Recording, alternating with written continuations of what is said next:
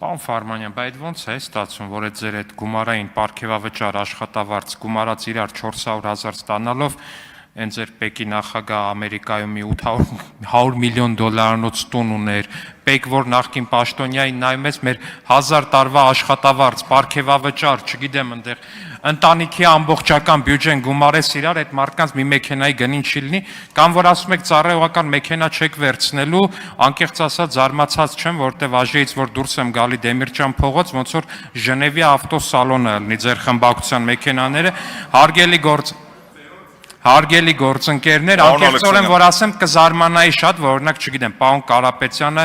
Քեմրիով գնար գար, ասենք անկեղծ էլ, եկեք այդ թեմաներով չխոսենք, հարգելի գործընկերներ, բայց այնուամենայնիվ իմ առաջին հարցը մնում է ուժի մեջ, այդ ոնց է ստացվում, որ դուք այտենց 400,000 դրամ ստացող ազնիվ պաշտոնյաներ եք եղել նախկինում, բայց հիմա ունեք այտենց հարյուրավոր միլիոնների գույք, անձամբ դուք չէ՞ էլի այդ վերնախավը Պեկի, իսկ մենք այս պարգևավճար ստացողներս մի հատ հիպոթեկով տուն ունենք մի կերպ։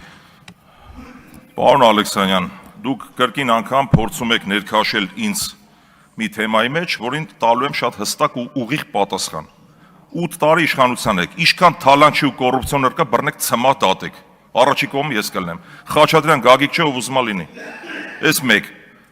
Այդ պատասխանատվությունը չփորձեք կապել մեր քաղաքական ուժի հետ։ Ոչ Գագիկ Խաչատրյանի պատասխանատուն եմ, ոչ էլ Գագիկ Խաչատրյանի ժամանակ եմ առաջի ու վերջի անգամ աշխատել։ Գագիկ Խաչատրյանը եղել ընդամենը հերթական պետական եկամուտների կոմիտեի նախագահ, երբ որ ես աշխատում էի։ Աշխատել եմ Մաքսային պետական կոմիտեի ղեկավարի օրոք Արմեն Ավետիսյանի, Հովիկ Հովսեփյանի, Դավիթ Անանյանի, Վարդան Հարությունյանի, հիմա ինչ կապ ունի, ես բոլորի պատասխանատուն եմ, ինչա։ Կամ դուք ինքներդ ձեզ հակասում եք, երբ որ դուք անընդհատ Պեկի մասին եք խոսում, դուք բոլոր Պեկ աշխատողներին եք վիրավորում։ Երբ որ այդ Պեկի տակ դուք տեսնում եք ինչ-որ մի մոնստր, որ մարդը պիտի թալանի, ու դուք գիտեք ինչի համար եք զարմացած, որովհետև թալան, դուք լավ գիտեք, որ թալան գոյություն չունի իմ կողմից։ Ես իմ ամեն մարդ իր տեղն է պատասխան տալիս։ Իսկ ինչ վերաբերում է մեր գործընկերներին, առնվազն պետք է մարդ միամիտ լինի, որ այդ մեր գործընկերների կենսագրությանը ծանոթ չլինի, որ չհասկանա, ասենք պարոն Կարապետյանը ոնց է Մայբախ քշում։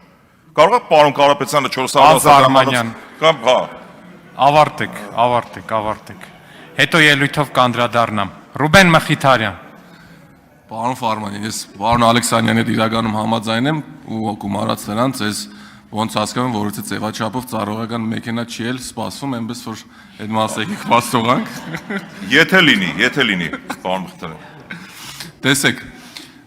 խորհրդարանական կառավարման համակարգում մշտական հանձնաժողովների ղեկավար պաշտոնների համամասնորեն բաշխումը կոչված է ապահովելու ոչ միայն ներկայացված ձուն, այսինքն ինքը իրականում չի կրում ձևական բնույթ, այլև խորհրդարանական վերահսկողություն իրական մեխանիզմների հնարավորություն է տալիս։ Դուք ներկայացնում եք մեր գործընկերոջ, մեր ընկերոջը Լիաննա Մանուկյանին, հիմա ձեր կարծիքով որտեղ է այն սահմանը կամ արդյոք կա սահման, երբ մեծամասնությունից դեպքում քաղաքացիական պայմանագրի կուսակցությունը մեր կողմից նշանակված թեկնածուներին չընտրելու իրավունքը, իրենց այդ իրավունքը վերածվում է ընդդիմությանը համամասնորեն հասանելիք պաշտոնը փաստացի արգելափակելու գործիքի, այսինքն արդյոք ենթադրյալ իրենց ցանկացած հանձնաժողովի նախագահի ընտրման մասին է խոսքը, արդյոք դա կրում է ձևական բնույթ, թե այլ կարծիք ունեք դուք դրա մասին։ Շնորհակալություն, պարոն Մխիթարյան։ Կարծում եմ ամեն քաղաքական ուժ ինքը իր քաղաքական հաշվարկներն ունի։ Ես կարող եմ քաղաքական գնահատական տալ։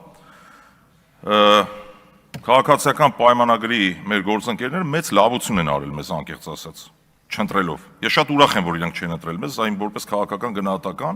որտեվ գիտեք ինչ, առնվազն դա վիրավորանք են հասցնում մեր հանրությանը, շուրջ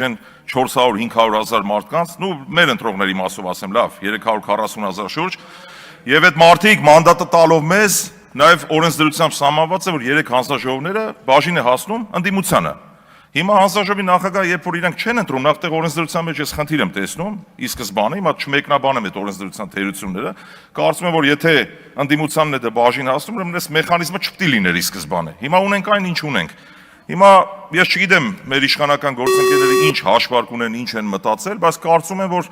այս գործելավոճով մեկ անգամ եւս կրկնեմ, սա առնվազն ծաղր է մեր հանրության նկատմամբ, որովհետեւ կրկնում եմ, սրանով որևէ բան չի փոխվելու։ Ֆարմանյան Հայկ կլինի անուն ազգանունը հանձնաժողովի, թե Մխիթարյան Ռուբեն, մեծ հաշվով դրանից որևէ բան չէր փոխվելու։ որովհետև հանձնաժողովի նախագահն ունի ընդհանրապես կազմակերպչական գործառույթներ, իհարկե մասնագիտական պատրաստվածություն պետք է ունենա նաև, որպեսզի կարողանա կառավարի հանձնաժողովի նիստերը, բայց բոլոր դեպքերում ես չեմ կարծում, օրինակ, ասենք ին վրա կամ Տիկին Արեգա Հովսեփյանի,